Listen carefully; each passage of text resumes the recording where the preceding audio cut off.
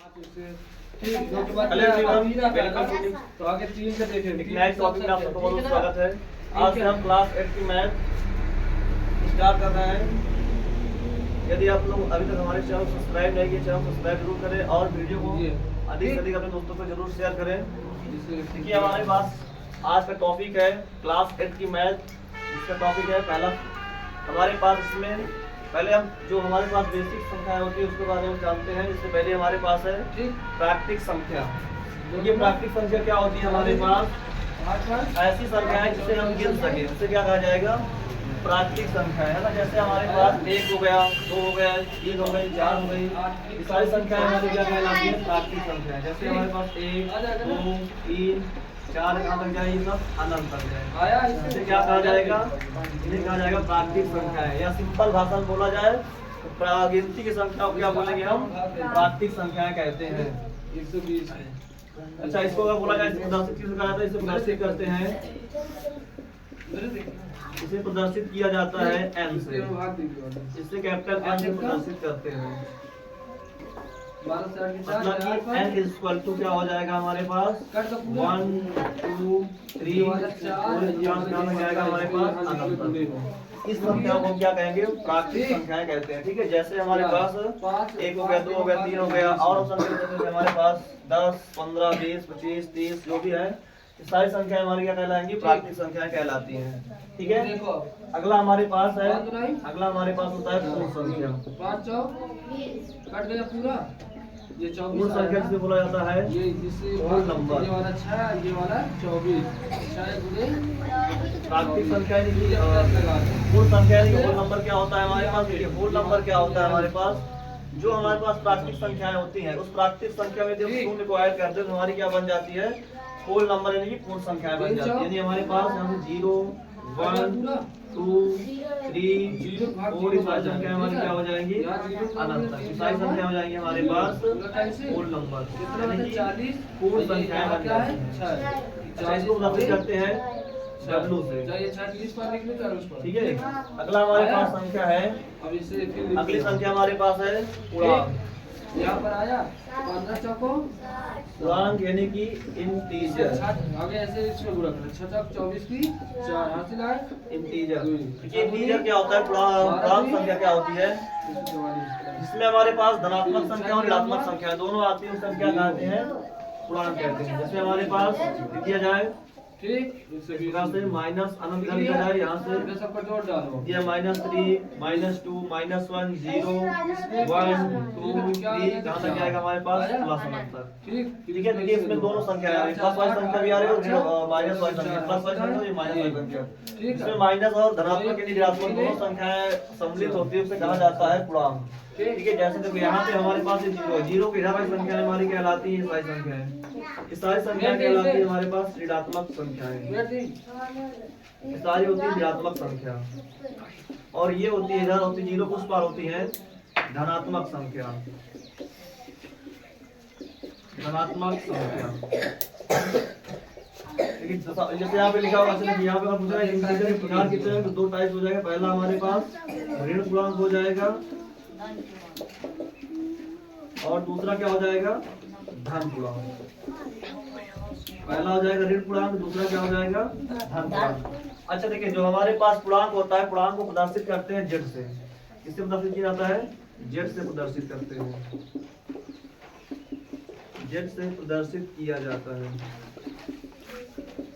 यानी कि हमारे पास जेड इक्वल टू क्या हो जाएगा? हमारे पास जेड इक्वल टू हो जाएगा -इनफिनिटी, मतलब माइनस अनंत से लेकर के प्लस अनंत है ना। जैसे मतलब माइनस अनंत क्या है? -3, माइनस इसके कई संख्या आ सकती हैं। जैसे यहाँ पे -4, -5, -6 इस प्रकार से कहीं बढ़ा सकते हैं। इधर भी 3 से लेकर 4, 5, 6, 7 अनंत तक बढ़ा सकते हैं। ठीक है, ऋणात्मक धन पूर्णांक क्या होता है? जिस धन पूर्णांक को हम बोलते हैं, धन पूर्णांक को बोला जाता है जेड प्लस से और ऋण पूर्णांक बोला जाता है जेड माइनस से। जेड माइनस में हमारे पास जेड वाली संख्या आ जाती है। जैसे मान लीजिए हमारे पास क्या -1, -2, -3 कहाँ तक जाएगा? माइनस अनंत तक। धन वाली में हमारे पास धन पूर्णांक संख्या आती है, 1 हो गया, 2 हो गया, 3 हो गया, कहाँ तक जाएगा हमारे पास? प्लस अनंत तक जाएगा। ये हमारे पास संख्याएं होती है। पहला हमारे पास प्राकृतिक संख्या क्या होती है? जिसे हम बेसिक कहते हैं। गिनती की संख्याओं को हम क्या बोल सकते हैं? प्राकृतिक संख्या बोल सकते हैं। इसको हम n से प्रदर्शित करते हैं। जैसे हमारे पास n बराबर 1 2 3 4 कहाँ तक जाएगा? अनंत तक जाएगा। ठीक है। इसके बाद फिर पूर्ण संख्या क्या होती है? पूर्ण संख्या परिभाषा क्या लिखोगे? 0 से शुरू होने वाली संख्याओं को हम पूर्ण संख्या कहते हैं। इसके बाद पूर्णांक आया। पूर्णांक हमारे पास क्या होता है? जिसमें हमारे पास धनात्मक और ऋणात्मक दोनों संख्याएं क्या कहलाएंगी? वो पूर्णांक क्या कहलाएंगी? पूर्णांक। ठीक है। पूर्णांक दो तरीके का होता है। पहला क्या होता है हमारे पास? धन पूर्णांक, दूसरा ऋण पूर्णांक। धन पूर्णांक में क्या आएगा हमारे पास? धन वाली संख्या जितनी हमारे पास ऐसे +1 +2 +3 ये सब हमारी क्या होंगी? हमारे पास होंगे धन पूर्णांक। ठीक है। ऋण पूर्णांक में क्या होगा हमारे पास? -1 -2 -3 कहाँ तक जाएगा? माइनस का अनंत। ठीक है। अच्छा यहाँ पे क्वेश्चन पूछा जाए, प्रश्न पूछा जाए, बताओ 0 कैसा पूर्णांक है? कॉपी लेके आओ। 0 कैसा पूर्णांक है? तो आंसर क्या दोगे? बोलो। 0 कैसा पूर्णांक है? कोई भी जीरो ना तो धन पूर्णांक है ना तो ऋण पूर्णांक। 0 क्या है? 0 ना हमारा धन पूर्णांक है ना ही ऋण पूर्णांक है। ठीक है। 0 जो होगा ना धन पूर्णांक होगा ना ही ऋण पूर्णांक। ठीक है। याद रखना 0 ना धन पूर्णांक है ना ही ऋण पूर्णांक है। ठीक है। याद रखना 0 जो होता है ना धन पूर्णांक होता है और ना ही ऋण पूर्णांक होता है। ठीक है। इससे एक नंबर क्वेश्चन पूछ जरूरी गलती में। अच्छा देखो इसके बाद हमारे पास आता है परिमेय संख्या। क्या आती है? परिमेय संख्या। परिमेय संख्या जिसे बोला जाता है रेशनल नंबर। क्या बोला जाता है? Rational number. रेशनल नंबर क्या होता है? परिमेय संख्या क्या होती है हमारे पास? ऐसी संख्या जिसे p/q के रूप में लिखा जाता है उसे परिमेय। हाँ, परिमेय संख्या क्या होती है? ऐसी संख्या जिसे हम किस में लिखे? p/q के रूप में डिनोट कर सके, p/q के रूप में लिख सके, उसे क्या कहेंगे? परिमेय संख्या। मतलब इसे p/q के रूप में या फिर a/b के रूप में, है ना, जो भी लिखना चाहो, चाहे r/s के रूप में। ठीक है। इस तरह को क्या कहूंगी हमारे पास? परिमेय संख्याएं होती है। ठीक है। देखिए एक यहाँ पे एक चीज होता है, जो हमारे पास p और q लिए जाएंगे वो लिए जाएंगे किसमें से? पूर्णांक से, z से। ठीक है। मतलब क्या होता है? जो हमारे पास p और q है जिसे हम p/q के रूप में लिख लो, क्या हो जाएगी? हमारी परिमेय संख्या हो जाएगी। ठीक है। लेकिन p और q मतलब जो p और q आएंगे कहाँ से लिए जाएंगे? पूर्णांक से। कहाँ से लिए जाएंगे? पूर्णांक से। ठीक है। यानी ये इसका मतलब क्या होता है? इसका मतलब होता है बिलोंग्स टू। क्या होता है? Belongs to. हिंदी बोलते हैं संबंधित है। क्या बोलोगे? संबंधित। हिंदी मतलब क्या होता है? संबंधित। मतलब p और q कहाँ से बिलोंग करेंगे? z मतलब बोलो। z मतलब पूर्णांक। ठीक है। इंटीजर। z मतलब पूर्णांक या इंटीजर। ठीक है। अच्छा देखो इसको प्रदर्शित किया जाता है। क्या? इसको प्रदर्शित किया जाता है किससे प्रदर्शित करते हैं? q से। ठीक है। परिमेय संख्याओं किससे प्रदर्शित करते हैं? q से। यानी कि हमारे पास q इक्वल टू क्या हो सकते हैं? 1/2 3/2 है ना, या 5/7। सारी संख्याएं हमारी क्या कहलाएंगी? परिमेय संख्या कहलाएंगी। ठीक है। तो कुछ दिखा दीजिए। देखो ठीक है। तो परिमेय संख्या हमारी क्या हो जाएंगी? 1/2 3/2 5/7। ठीक है। ऐसे कई संख्या जैसे हमारे पास लिख दिया जाए -1/2 क्या है? परिमेय संख्या होगी? नहीं होगी? होगी। क्योंकि देखो 2 हमारा क्या है? धन पूर्णांक है। 2 हमारा क्या है? धन पूर्णांक है। -1 क्या हमारा है? ऋण पूर्णांक है। तो ओवरऑल हमारे पास p और q कहाँ से लिए आ रहे हैं? पूर्णांक से ही आ रहे हैं, है ना। तो कहीं पर भी हमारे पास पूर्णांक जो होंगे हमारे पास, अगर हमारे पास जो पूर्णांक होते हैं, अगर पूर्णांक हमारे पास इस तरह रहे तो हमारी संख्या क्या कहलाएगी?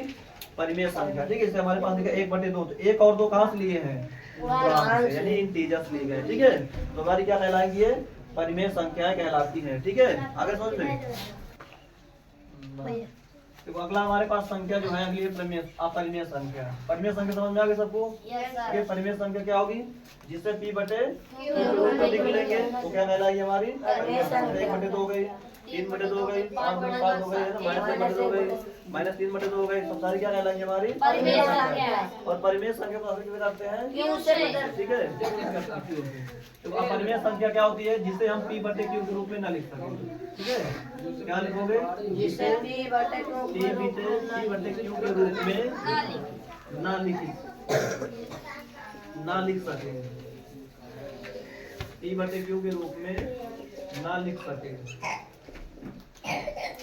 क्या कहलाएगी हमारी अपरिमेय संख्या। मतलब इसे P बटे Q के रूप में हम नहीं प्रदर्शित कर सकते हैं, ठीक है। ये क्या कहलाएगी हमारी अपरिमेय संख्या। अच्छा देखो यहाँ पे एक चीज और, यहाँ पे जो हमारे पास परिमेय संख्या था, यहाँ पे P बटे Q के रूप में लिख सकते हैं, लेकिन यहाँ पे जो हमारे पास Q होगा, Q कभी भी हमारे पास 0 नहीं हो सकता है, ठीक है। ये याद रखना, Q जो होगा हमारे पास कभी भी 0 नहीं हो सकता, ठीक है। मतलब इसे लिख दिया जाए 3 बटे 0। इसका मतलब क्या होगा? इसका मतलब होगा हमारे पास संख्या बन जाएगी जो अनंत हो जाएगी। किसी भी संख्या में अगर हम 0 से भाग करते हैं क्या बन जाती है? इनफाइनाइट। क्या बन जाती है? इनफाइनाइट, ठीक है। आगे समझ में, जैसे हमारे पास लिख दिया जाए, फिर 0 बटे 0 लिख दिया जाए, तब भी इसका मान क्या होगा? क्या हो गया? अनंत। 0 नहीं होगा। अगर यहाँ पे 0 बटे 1 लिख देंगे तब इसकी वैल्यू क्या आ जाएगी? 0, ठीक है। या 0 बटे 5 लिख देंगे तब इसकी वैल्यू क्या आ जाएगी? 0, ठीक है। या फिर 0 बटे 11 कुछ भी लिख देंगे, 0 के नीचे कुछ लिखेंगे तो इसका मतलब होगा 0। लेकिन अगर किसी संख्या में नीचे 0 रखोगे, यानी नीचे Q अगर 0 होगा तो उसका मान क्या आ जाएगा? यानी इनफाइनाइट। क्या आ जाएगा? इनफाइनाइट। जैसे लिखिए जाए 15 बटे 0, इसकी वैल्यू क्या होगी? 15, ठीक है। ये चीज याद रखना। आए समझ में? देखो अपरिमेय संख्या क्या होती है जिसे हम P बटे Q के रूप में ना लिख सके। जैसे हमारे पास आ जाए रूट के अंदर 2 हो गया, 3 हो गया, रूट के अंदर 2 हो गया, ठीक है। बताओ यार रूट के अंदर 4 लिख दिए गए, क्या है? परिमेय है क्या? परिमेय। रूट 4 परिमेय है क्या? परिमेय। परिमेय है। अच्छा देखो चेक करते हैं। देखो यहाँ पे रूट 4 तो देखो 2 गुणे 2 लिख सकते हैं। हमें पता है वर्गमूल के अंदर कितने जोड़ा बनता है? 2 का जोड़ा बनता है। यहाँ 2 के जोड़े से संख्या क्या आ जाएगी? बाहर कितना आ गया? 2। क्या 2 बटे 1 नहीं लिख सकते हो? तो क्या बन जाएगी? परिमेय। तो याद रखो जितने भी हमारे पास वर्गवारी संख्याएं होती हैं, अगर उसको रूट के अंदर लिख दिया जाएगा तो क्या बन जाएंगे हमारे पास? परिमेय। क्या बन जाएंगे? परिमेय। 2 का बनेगा ही नहीं, क्योंकि 2 कोई पूर्ण वर्ग थोड़ी है। 4 क्या है? पूर्ण वर्ग है। 9 क्या है? पूर्ण वर्ग है। 16 क्या है? पूर्ण वर्ग है ना। 25 क्या है? पूर्ण वर्ग है। पूर्ण वर्ग संख्या जो होती है हमारे पास, अगर उसको हम रूट के अंदर रखेंगे तो क्या बन जाती है? परिमेय संख्या। क्या होती है? परिमेय संख्या। जैसे लिख दिया जाए रूट के अंदर 144, तो क्या है? परिमेय होगी या अपरिमेय होगी? परिमेय। क्यों? क्योंकि यहाँ से हमारे पास इसको क्या लिख सकते हो? रूट के अंदर 12 गुणे में 12 मतलब कितना जाएगा आंसर? 12, क्योंकि एक 2 जोड़े से 12 है ना। क्या हो जाएगा? 12 हमारे क्या हो जाएगी? अपरिमेय। क्या हो जाएगी? परिमेय संख्या। लेकिन पढ़ क्या रहे हैं? अपरिमेय। अपरिमेय क्या होगी? जो हमारे पास जिसको हम रूट के अंदर से बाहर ना कर सके, है ना, तो क्या कहलाएंगे हमारे? जिसे हम P बटे के रूप में ना लिख सके, उसे क्या कहलाएंगी? अपरिमेय संख्या कहलाती, ठीक है। जैसे हमारे पास लिखा रूट 3 हो गया, रूट 2 हो गया, अब रूट 4 ये नहीं होगी, ठीक है। ये सारी संख्याएं हमारी नहीं होगी। रूट के अंदर 7 हो गया, रूट के अंदर 11 हो गया, इस तरह से ये सारी संख्याएं हमारी क्या कहलाती है? अपरिमेय संख्या। क्या कहलाती? आगे समझे, ठीक है। अच्छा अब देखो कुछ नीचे थोड़ी संख्याओं समझ लो, कुछ संख्याओं के बारे में।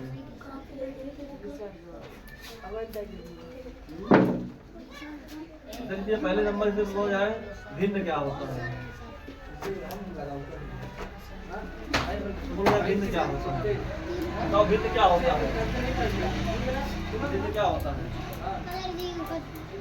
यही परिभाषा है जिसे Q के रूप में भिन्न कहते हैं। नहीं अपरिमेय में जिसे P बटे Q में ना लिख सके, क्या लिखा हुआ? बस यही परिभाषा है, ठीक है। क्यों कोई परिभाषा नहीं? देखो भिन्न क्या होता है हमारे पास? भिन्न क्या होता है? जिसे हम अंश बटे अंश बटे में हर होता है, क्या कहलाती है? जैसे बोला जाए 1/2, क्या बोला जाए? 1/2 क्या है? भिन्न है ना। तो बोला जाए 5/3 क्या है? भिन्न है ना। अगर बोला जाए -1/2 क्या है? भिन्न है? नहीं है, ठीक है। ये क्या है? परिमेय संख्या। क्या है? परिमेय संख्या, है ना। क्या है ये? परिमेय। क्योंकि जो भिन्न होती है किसके लिए? प्राकृतिक संख्या से। लेकिन जो हमारे पास आता है ये परिमेय संख्या क्या होती है? पूर्णांक होती है। क्या होती है? पूर्णांक होती है ना। एक नंबर क्वेश्चन बनता है इससे। क्या करना है? दूसरी संख्या हमारी क्या बोली जाए? सम संख्या के बारे में। इसके बारे में सम संख्या, जिसे क्या बोला जाता है? Even number. क्या बोला जाता है? Even number. सम संख्या क्या होती है? ऐसी संख्या जो 2 से पूर्णतः विभाजित हो जो 2 से जाती है। पूर्णतः विभाजित हो जाती है क्या कहेंगे? सम सम संख्या ना। ऐसी संख्या जो 2 से पूरी तरह से विभाजित हो जाती है। जैसे हमारे पास 2 हो गया, 4 हो गया, 6 हो गया, 8 हो गया, 10 हो गया, कहाँ तक जाएगा? अनंत तक। अनंत को सम में हम 2 से भाग कर सकते हैं, है ना। ऐसी संख्या जो 2 से विभाजित हो जाए उसे क्या कहोगे? सम संख्या। ठीक है, आगे समझ में। जैसे हमारे पास लिख दीजिए 124। 124 सम है कि विषम? सम। क्यों? क्योंकि इकाई का क्या यहाँ पे है? 4 है। ठीक है, जैसे बोला जाए 128 तो यहाँ पे ये 8 क्या है? सम संख्या ना। इसके लिए बोला जाए कि 200 में इकाई का क्या है? 0। जहाँ कहीं पर भी 0 का, जहाँ पर भी इकाई का 0, 2, 4, 6, 8 आ जाए तो सारी संख्या क्या कहलाएंगी? हमारी सम संख्या है। ठीक है, अगली हमारे पास है विषम संख्या। अगला क्या है? विषम संख्या से क्या बोला जाता है? Odd number. क्या बोला जाता है? Odd number. ऑड नंबर क्या होता है? जिसमें हम 2 से भाग ना कर सके। ठीक है, जिसको हम 2 से विभाजित ना कर सके, ऐसी संख्या जिसे हम 2 से विभाजित ना कर सके वो क्या कहलाएगी? हमारी विषम संख्या। ठीक है, तो जिसे 2 से विभाजित ना किया जा सके, जिसे 2 से विभाजित ना किया जाए इसे क्या कहेंगे हम? विषम संख्या। क्या बोलेंगे? विषम संख्या। ठीक है, जैसे हमारे पास 1 हो गया, 3 हो गया, 5 हो गया, 7 हो गया, 9 हो गया, 11 हो गया, 13 इस तरह तक जाएंगे, है ना। जैसे बोला जाए, बताइए, शांत रहो। जैसे बोला जाए 151 क्या है? सम की विषम? विषम है ना। जैसे बोला जाए 253 सम है क्या? विषम है। जैसे बोला जाए 5721 विषम है। ठीक है, आगे समझ में? नहीं समझ में आया? आगे तो याद रखना हमारे पास जैसे बोला जाए कुछ संख्या के बारे में और देख लेते हैं। ठीक है, जैसे हमारे पास पहला देखो ये सारी संख्या इसलिए पढ़ा रहे हैं क्योंकि आगे चला जब पढ़ाओगे, चैप्टर पढ़ोगे, चैप्टर 8 का ये भी होगा जब जज्बात होता है। जैसे हमारा चैप्टर 1 1.1 1.2 है ना, उसमें जो संख्या मिलेंगी। अगर इसको नहीं पढ़े होगे तो संख्या जैसे चैप्टर जो होते हैं सवाल जो आते हैं अभी लगा नहीं पाओगे, है ना। जैसे हमारे पास अभी बोल दिया जाएगा 0 पॉइंट, इसको दशमलव में डालना होगा, भिन्न में डालना होगा, है ना। दशमलव से भिन्न में या फिर शांत अशांत पढ़ना पड़ेगा। ठीक है, तो वहाँ पे सब सारी संख्या लगेगी। ये हमारे पास है अभाज्य संख्या। अगली क्या है? अभाज्य संख्या। अभाज्य संख्या क्या होती है हमारे पास? ऐसी संख्या जो खुद के अलावा और किसी संख्या से ना विभाजित हो। अभाज्य संख्या क्या होती है? जो स्वयं या फिर खुद से ना, जो स्वयं से विभाजित होती क्या कहेंगे? ऐसी संख्या जो स्वयं व 1 से विभाजित होती है ना, जो स्वयं व 1 से विभाजित हो उसे क्या कहेंगे? अभाज्य संख्या कहते हैं। क्या कहते हैं? उसे अभाज्य संख्या कहते हैं। ठीक है, तो अभाज्य संख्या किसे कहोगे? जो 1 से कटे या फिर स्वयं से कटे, उसके सिवा किसी और से विभाजित हो ही ना। ठीक है, ऐसी संख्या जो 1 या स्वयं या 1 से विभाजित हो उसे क्या कहेंगे? अभाज्य संख्या कहेंगे। ठीक है, इसके सिवा किसी से भी विभाजित नहीं होगी। ठीक है, जैसे हमारे पास दे दिया जाए,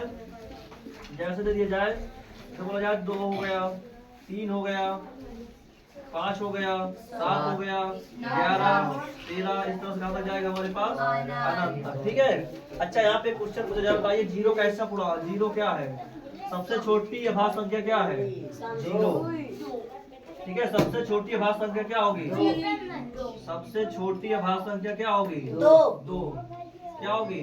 2। 1 कोई नहीं बोलेगा क्योंकि 1 अभाज्य संख्या नहीं होती। ठीक है, सबसे छोटी अभाज्य संख्या क्या होगी? 2। क्या होगी? अगर पूछा सबसे बड़ी अभाज्य संख्या क्या होगी? क्या होगा? लिखोगे प्राप्त नहीं किया सकते। क्या लिखोगे? प्राप्त नहीं किया सकते। क्यों? देखो फिर 13 है, 13 के बाद क्या लगता है? 17, 17 के बाद 19, 19 के बाद 23। ठीक है, अभाज्य संख्या पूछ रहे हैं, विषम नहीं पूछ रहे हैं। ठीक है, 23 के बाद भी क्या आ जाएगा? 29 आ जाएगा। इस प्रकार से सारी संख्याएं बढ़ती चली जाएगी अनंत। इसलिए हम बड़ी संख्या कभी भी प्राप्त नहीं कर सकते। अगर मुझे बताइए सबसे बड़ी अभाज्य संख्या क्या होगी तो कहेंगे प्राप्त नहीं किया सकते। ठीक है, इसके बाद जैसे हमारे पास आ जाता है भाज्य संख्या। क्या आ जाए? भाज्य संख्या। अच्छा देखो, इसको बोलते हैं प्राइम नंबर। क्या बोला जाता है? Prime number. और इसे क्या बोला जाता है? इसको बोलते हैं को प्राइम। क्या बोला जाता है? को प्राइम नंबर। को प्राइम नहीं, कंपोजिट नंबर। क्या बोला जाता है? Composite number. ठीक है, को प्राइम नहीं बोलते हैं। क्या बोलते हैं? कंपोजिट। कभी कभी जब पूछ लेते हैं, जैसे मान लो कोई अगर आ जाते हैं, अगर कभी भी देखते हो तो पूछ लेते हैं कंपोजिट नंबर किसे कहते हैं इंग्लिश में, हम लोग बता नहीं पाते। हिंदी में क्या बोलते हैं उसे? भाज्य संख्या। क्या बोलते हैं? भाज्य संख्या। ठीक है, हिंदी में क्या बोलते हैं? भाज्य। लेकिन इंग्लिश में क्या बोला जाता है? Composite number. ठीक है, कंपोजिट नंबर क्या होता है? जिसके 2 या 2 से अधिक गुणनखंड होंगे। ठीक है, जिसके 2 या 2 से अधिक गुणनखंड होंगे क्या कहलाएंगे? हमारे भाज्य संख्या। जैसे बोल दिया जाए 4। क्या बोल दिया जाए? 4। अगर 4 को देखोगे तो 1 से भी कट जाएगा, 2 से भी कट जाएगा और फिर 4 स्वयं से कट जाएगा। इसलिए क्या होगी? भाज्य संख्या। क्या होगी? आप सोच रहे हो कि 2 क्यों नहीं लिया गया है? ठीक है, तो 2 का जब गुणनखंड करोगे तो केवल 1 और 2 मिलेगा। क्या मिलेगा? 1 और 2। लेकिन हमारे पास भाज्य संख्या की परिभाषा क्या होती है? उसके जो गुणनखंड होने चाहिए वो 2 से अधिक होने चाहिए। 2 या 2 से अधिक। ठीक है, इससे सबसे छोटी भाज्य संख्या क्या बन जाती है? 4। ठीक है, सबसे छोटी भाज्य संख्या क्या हो जाती है? 4। 4 हो गया, 6 हो गया, है ना, 8 हो गया, 9 हो गया, 10 हो गया। इस प्रकार से कई संख्या आगे बढ़ती चली जाएंगी। आगे समझ में? ठीक है, तो आज क्या पढ़े? पहला नंबर, पहले क्या पढ़े? प्राकृतिक संख्या। प्राकृतिक संख्या क्या होती है? प्राकृतिक संख्या कहते हैं। प्राकृतिक संख्या को क्या कहेंगे? प्राकृतिक संख्या को किसे करते हैं? कैपिटल एन से। दूसरा क्या पढ़े? पूर्ण संख्या। पूर्ण संख्या क्या होती है? जो प्राकृतिक संख्या में 0 जीरो सम्मिलित कर लेने पर पूर्ण संख्या कहलाती है। पूर्ण संख्या। तीसरा पूर्णांक क्या होता है? प्लस माइनस की संख्या को पूर्णांक कहते हैं। इसमें धनात्मक और ऋणात्मक दोनों संख्याएं क्या कहलाएंगी? हमारी पूर्णांक कहलाती है ना। अगला हमारे पास इसके बाद क्या पढ़े? परिमेय संख्या। परिमेय संख्या क्या होती है? लेकिन वहाँ पे पी और क्यू कहाँ से, मतलब कहाँ से लिए जाएंगे? पूर्णांक से। क्या लिए जाएंगे? पूर्णांक से। ठीक है, और उसको प्राप्त किससे करते हैं? पूर्णांक को जेड से। पूर्णांक को जेड से और परिमेय संख्या को क्यू से। ठीक है, अच्छा, परिमेय संख्या क्यू डैश से पता करते हैं। ठीक है, किससे पता करते हैं? क्यू डैश से। इसे क्या बोलोगे? डैश। ठीक है, इसके बाद फिर भिन्न के बारे में बताया गया। सम संख्या क्या होती है? जो 2 से विभाजित हो जाए क्या कहोगे? सम संख्या। विषम संख्या क्या होती है? जो 2 से विभाजित ना किया जा सके विषम संख्या। अभाज्य संख्या क्या होती है? जो स्वयं से विभाजित हो या फिर 1 से विभाजित हो और किसी से विभाजित ना हो, क्या कहलाएगी? हमारी अभाज्य संख्या। भाज्य संख्या क्या होता है? क्या? जिसके फैक्टर 2 से अधिक हो। फैक्टर मतलब क्या होता है? गुणनखंड। ठीक है, जिसके 2 या 2 से अधिक गुणनखंड होंगे क्या कहलाएंगे? हमारे पास भाज्य संख्या कहलाती है। आगे समझ में?